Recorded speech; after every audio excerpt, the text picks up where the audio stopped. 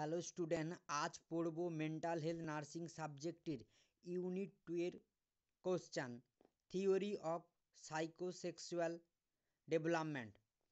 Sigmund Freud 1905 সালে এই থিওরিটা দিয়েছে। এই থিওরিতে টোটাল 5টা ফেজ আছে: oral phase, anal phase, phallic phase, latency phase and genital phase. Oral phase কাকে বলবো? জন্ম থেকে 18 মাস পর্যন্ত বলবো। সেখানে কি হয়? গ্র্যাটিফিকেশান থ্রু মাউথ। সেখানে কি হয়, বেবিরা কি করে? বেস্ট ফিডিং করে। এটাকেই বলা হচ্ছে গ্র্যাটিফিকেশান থ্রু মাউথ। নেক্সট কি? Anal phase.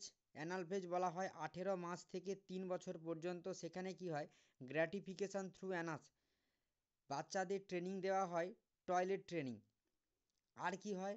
নেক্সট ফেজ কি আছে? Folic phase. এটা কি কোন ইয়ার থেকে শুরু হয়? 3 বছর থেকে 5 বা 6 বছর পর্যন্ত। এখানে কি হয়? ছেলেরা কি হয়? মায়ের প্রতি বেশি অ্যাট্রাকটিভ হয়, আর মানে ছেলে বেবিরা। আর মেয়ে বেবিরা কি হয়? বাবার প্রতি বেশি অ্যাট্রাকটিভ হয়। আর মায়ের কাছে যদি অন্য কেউ আসে, মানে অন্য কোনো ছোট বাচ্চা আসে, তখন তাদের কি একটা রাগ বা অভিমান তৈরি হয় এই ফেজে। আর ল্যাটেন্সি ফেজে কি হয়? যেটা হয় 5 থেকে 6 বছর থেকে 13 বছর পর্যন্ত। এখানে কি হয়? বাচ্চারা বেশি নলেজ গেইন করার চেষ্টা করে, এবং ছেলেরা কি করে? ছেলে বন্ধু তৈরি করার চেষ্টা করে, আর মেয়েরা এখানে মেয়ে বন্ধু তৈরি করার চেষ্টা করে। এখানে এটা কোন থেকে শুরু হয়? মানে স্কুল এজ থেকে স্টার্ট হয়। আর জেনিটাল ফেজ কাকে বলা হয়? 13 বছর থেকে একবারে মৃত্যু পর্যন্ত। এখানে কি হয়?